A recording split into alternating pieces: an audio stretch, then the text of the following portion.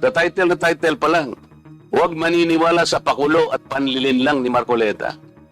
Attorney, kahit kailan wala akong nilinlang na mamamayan ng Pilipinas. Wala kang karapatan na akusahan mo ako ng ganito. Kung wala akong makitang panlilinlang na ginawa ko sa ating mamamayan, ikaw, ang lakas ng loob mo na mag-vlog. Abogado ka pa naman. Ano po kasi, Isip-isipin mo, bigla ka na lang gagawa ng isang vlog na ngayon ay tatanungin kita ng diretso, wala ka man lang masabi, kahit isang panlilin lang. Hindi ka dapat na abogado eh. Hindi ka dapat magturo sa Ateneo. Ako, hindi ko minamasama yung vlogs. Yan ay part ng ating free speech. Expression. At yan ay ginagaranti ng ating saligang batas. Totoo naman na kapag ka public figures, hindi dapat balat sibuyas. Hindi kagaya ng balat sibuyas ni Kong Barbers. Alam ko yan.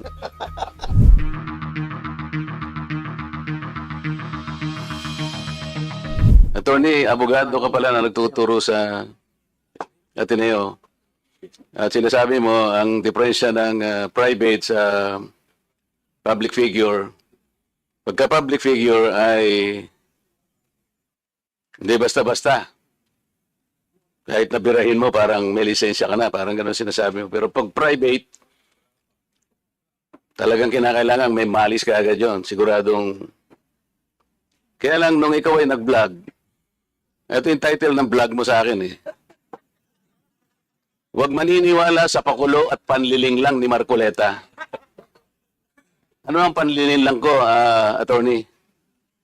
Public figure ako, pero kailangan malaman ko, sapagkat dito lang may malis ka na eh. Una, hindi mo ako kilala, ikaw hindi rin kita kilala. Pero dito lang the title pa lang. Huwag maniniwala sa pakulo at panlilinlang ni Marcoleta. Attorney, kahit kailan wala akong nilinlang na mamamayan ng Pilipinas.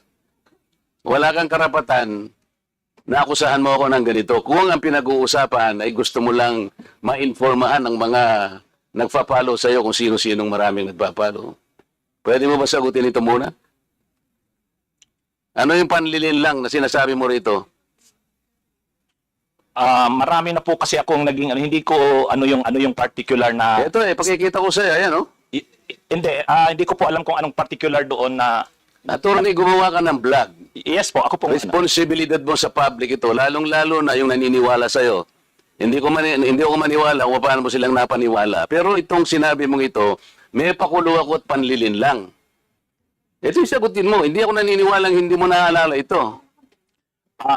Mr. Chair? Mr. Chair? Actually po, doon yata yan sa rally ng Iglesia ni Cristo na naging subject din ako po ng programa ninyo sa yung dalawang pong kasama Honorable Congressman Marcoleta. Ako po yung naging subject nyo doon ni Saganang Mamamayan. Kasi ako yung nag-comment na sabi ko, dapat yung Iglesia ni Cristo kung talagang malaki yung mobilization nila, doon nila gawin sa Luneta, huwag sa Liwasan. Yun yung kasi, pag sa Liwasan... Attorney, huwag mong nililihis ang usapan. Ang pinag-usapan yung panlilin lang na sinasabi mo at pakulo. Walang kinalaman yung rally ng INC dito. Doon ko po kita, Honorable Congressman... Anong panlilin lang ang ginawa ko doon sa rally?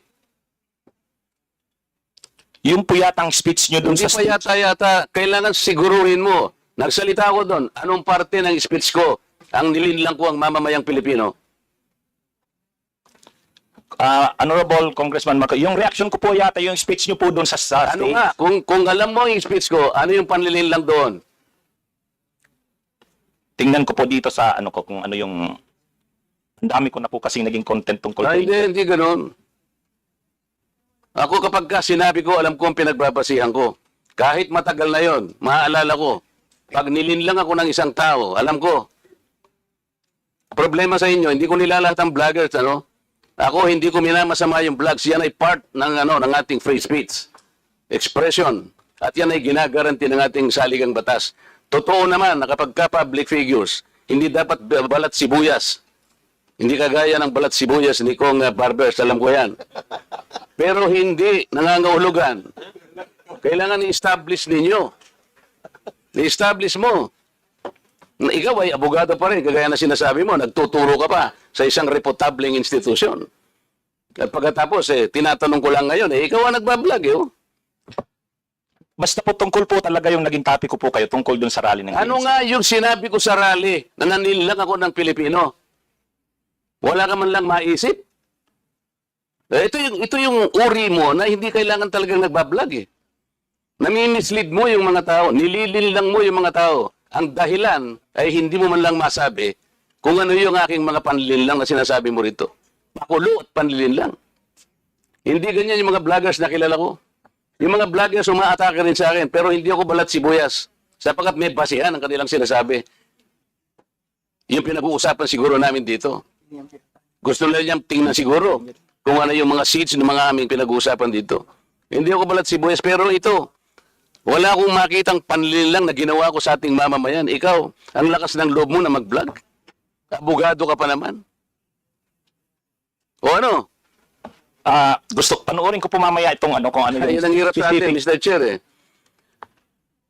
Ano po kasi, Isip-isipin mo, bigla ka na lang gagawa ng isang vlog na ngayon itatanungin kita ng diretso, wala ka man lang masabi, kahit isang panlilin lang. At ang inaakala mo, baka sakaling doon sa rally. Ibig mo sabihin, naharap ako sa rallying pagkalaki-laki para manlilang lang ako ng mamamayang Pilipino? Hindi ka karapat dapat na abogado eh. Hindi ka dapat magturo sa Ateneo. Sinasabi ko sa iyo ngayon. Ako hindi ko inaukusahan ng mga vloggers. Kahit masasakit ang sinasabi nila, ngunit merong basihan. Meron silang pinagmumulan na basihan. Kamukha nung isang vlogger, Mr. Chair. Nakita niya yung isang tarpaulin, isang billboard na-install doon sa SLEX. Isang female vlogger, Mr. Chair, na napanood ko. Itong si Marcoleta kanya, walang kahihiyan ito Tanga pala eh. At kinahihiya na rin siya ng mga kapatid niya sa Iglesia ni Cristo. Sapagkat, akalain mong gagawa siya ng billboard, isasama niya kanya si Pastor Kibuloy. Hindi ba niya alam na si Pastor Kibuloy ay ganyan. So, kinakailangan, Mr. Chair, na sagutin ko. Ang pagkakasabi ko lang po na sagutin ko, miss ka ako, hindi kita kilala, pero medyo nasaktan lang ako, pero nandun na lang, pagpapasensyaan na kita, sapagkat ako ay public figure. Kung ako lang ako ang ginanito mo, okay lang eh. Kaya lang kita sasagutin sapagkat yung mga nakikinig sa'yo, baka malin lang mo. Baka sila'y mailigaw mo sa paniwala na ako nga ang gumawa ng billboard na yan. So ipinaliwanag ko, Mr. Chair, hindi ako ang gumawa ng billboard na yan. Nakita ko na lamang po na biglang kasama po ako ron. At hindi naman po ipinaalam sa akin nung gumawa. Siguro po dahil si Pastor Kibuloy po ay tumatakbo ring isang senador, inakala niya siguro magiging maganda rin para sa kanya kung kami po ay magkasama. Ako naman po ay wala namang magagawa tungkol doon. Pero hindi ko na po, wala na po akong reaksyon sapagkat public figure nga po ako eh. Lahat kami ay tatamaan. Ito nga po yung napakagandang pagkakasalita po sa Korte Suprema eh. Mr. Chair, basahin ko lang, maliit lang po ito. The interest of society, ito po yung United States versus Bustos. The interest of society and the maintenance of good government demand a full discussion of public affairs. Complete liberty to comment on the conduct of public men is a scalpel in the case of free speech. The sharp incision of its probe relieves the abscesses of officialdom. Men in public life may suffer under a hostile and an unjust accusation. The wound can be assuaged with the balm of a clear conscience. A public officer must not be too thin-skinned with reference to comment upon his official acts. Kaya kaya ko na lang siyang i-tolerate, Mr. Chair, yung babaeng yun eh. Pero ikaw, attorney, dahil sa attorney ka, yan ang sinasabi mo, at nagtuturo ka pa sa isang reputable institution, dito lamang sa title mo eh. Huwag maniniwala sa pakulo at panliling lang ni Marcoleta. Pagkatapos tatanungin kita ngayon, kung anong panliling lang ang ginawa ko, wala ka man lang masabi. Kaya naman kitang idemanda pero hindi na kita pagtitsagaan eh, kung ikaw lang.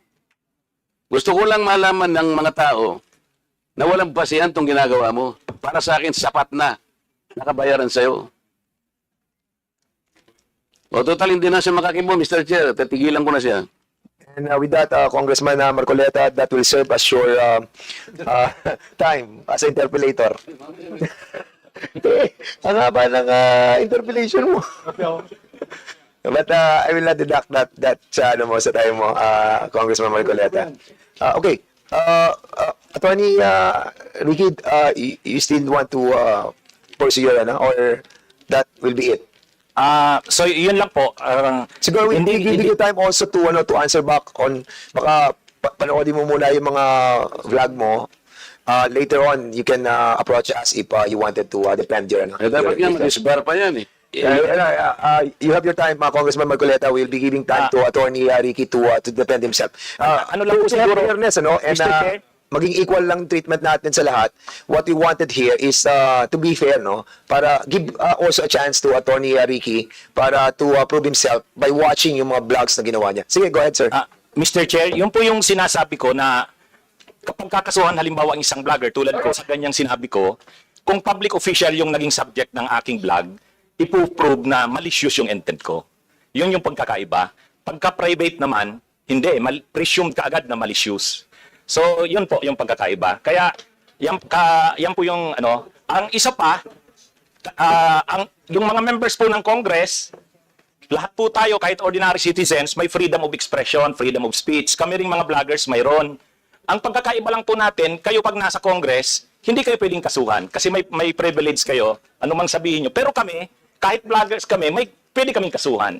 Yun nga lang, ang pagkakaiba, ang magiging defense talaga namin, freedom of expression. Kaya nga, kapag kinasuhan kami ng private individuals, ipuprove nung malicious kaagad ang presumption. Pero sa public figures, ipuprove na may actual na malis kami sa sinabi namin. Yun lang po. Hanapin ko po mamaya yung ano kasi ang dami ko na contents na na-create kay Congressman Marcoleta. So talagang hindi ko na po masagot. Pero sorry po kung kung Yes, hindi ko we masagot understand agad. your situation, Okay Attorney. po. Kaya nga, I have given you a chance para Thank you po. ma-review naman po yung mga vlogs nyo.